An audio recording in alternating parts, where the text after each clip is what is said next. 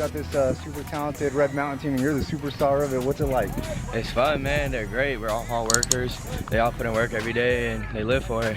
And we just go out there and do what we need to do, and yeah. Hey, what's the culture like over here, man? I know, you guys are super loaded. You guys were super loaded last year, and you guys are building something special. Yeah, we're just a bunch of brothers that want to come play football out here in Mesa and show everybody else that Mesa's where it's at, and just come out here and do what we got to do. Now, you're kind of a legacy over here because your older brother played here. What's it like, carrying that torch? It's fun because I have to live up to him, and can't let nobody down. So I got to do my own thing, and everybody expects me to be better. So I got to go do me and try to be better. Who's been your favorite teacher so far, or what's been your favorite class here at Red Mountain? English, which is Coach Ulati's my teacher, the lineman coach. When you was going trick-or-treating just years ago, like what, 2 years ago, probably 3 years ago, what candy did you need to get to secure your bag? Skittles.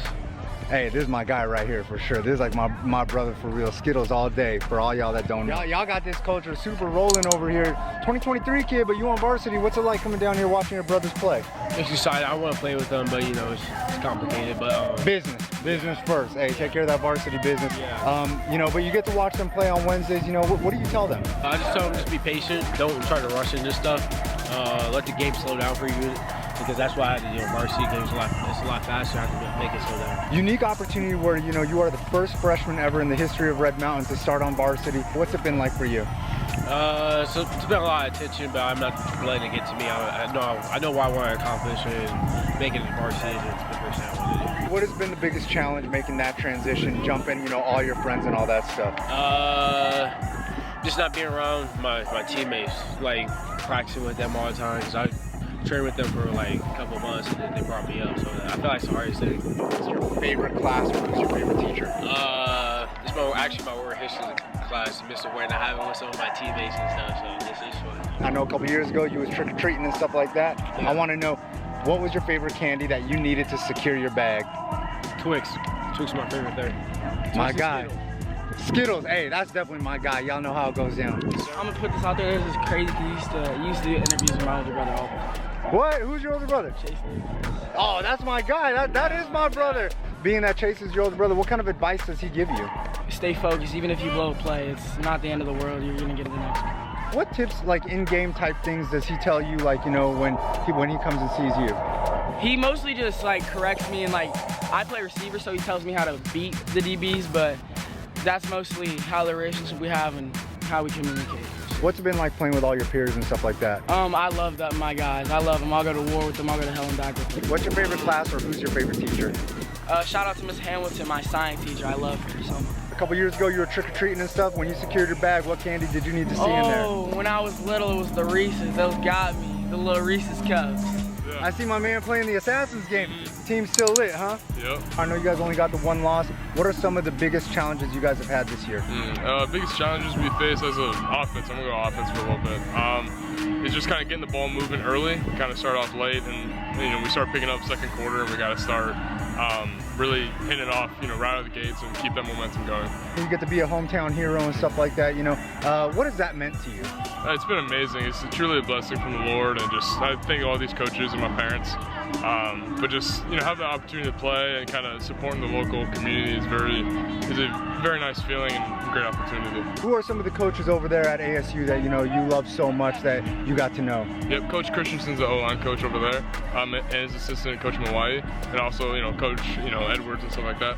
And just kind of meeting them and building that relationship's been awesome.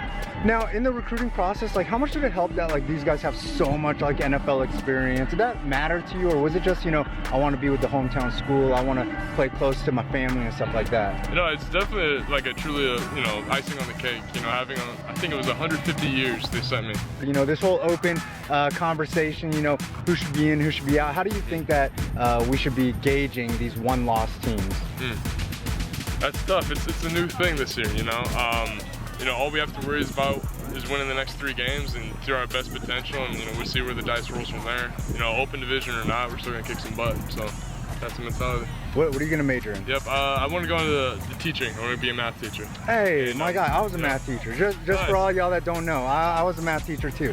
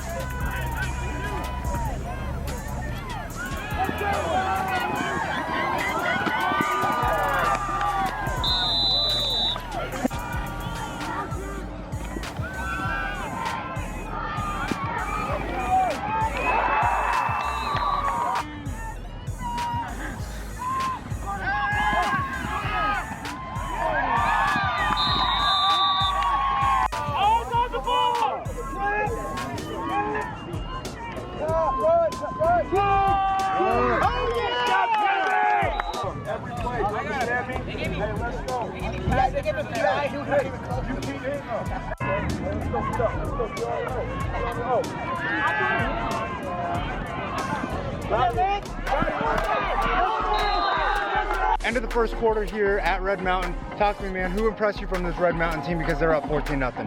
Definitely Jacoby Lane. Wide receiver, looking really good out there, and he flips as a defensive back. Had a very nice one-handed interception to the end zone. That was my jaw dropped when I saw that one, to be completely honest. And then, man, this quarterback for Red Mountain too, he's balling out right now. Carter Crispin making a lot of big plays, showcasing that arm right now. They all see the vlog out here. Anyways, I'm gonna leave Zach here. I'm gonna make my way over to Marco Siniza for the Saguaro game.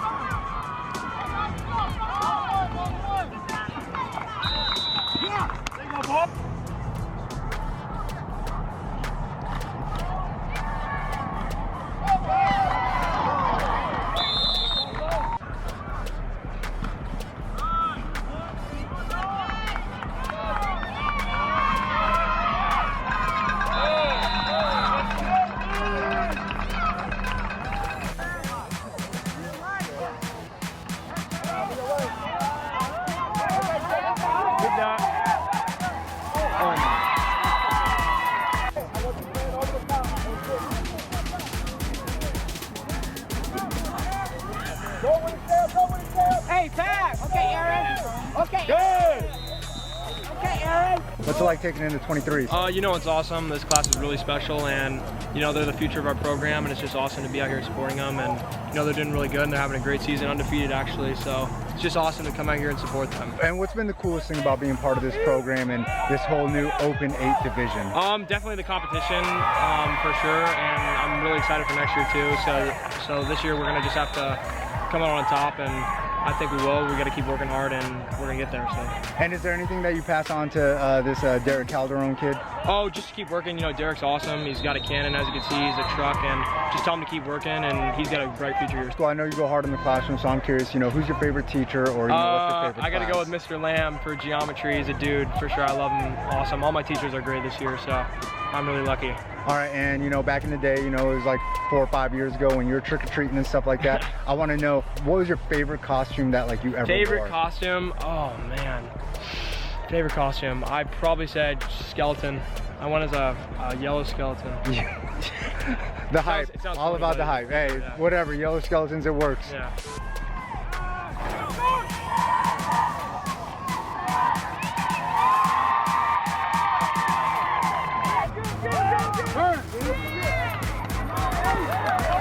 Yo, man, off the record, but on the record, on the vlog, I need to know, man, are you going to help do any of this recruiting for ASU? Like, are you going to get out there on Twitter and start being the visual ambassador? Definitely. We got some dogs in our 2020 class coming into ASU next year, so it's definitely going to be a show. Definitely for the 2021's got some good some good kids coming up in that class. Definitely get some of them get on that ASU train. And I know that you guys are missing Israel Benjamin and stuff like that. What have some of the real challenges been for you guys? As our team goes throughout the season, throughout the first 5, we actually become a better squad. So Israel being out, it did hurt our offense a lot, but we also kind of gained from it. We also, myself and Keely in the backfield, but with him being back definitely helps our offense a ton. And mostly as a team, we just try to keep each other accountable and just mostly like sprucing stuff up and get ready for this open 8. You've been the Swiss Army knife player like your whole career. You've played linebacker, you played H-back, you played tight end, and now you add running back. Like, is it harder? Is it making it harder for you out there? No, definitely not. It just added on to my game, and with me being able to do more stuff, it definitely helps out the team a lot. And plus, you're not going to see too much offense when you get to college either, because you're probably going to be a linebacker, right? Yeah, definitely going to be a linebacker. When you were trick-or-treating back in the day, I want to know what your favorite Halloween costume was that you ever wore. Actually, when I was younger, I used to dress up in my my youth football uniform, wear my shoulder pads, my cleats, my helmet, everything. I used to come with the bag to each door.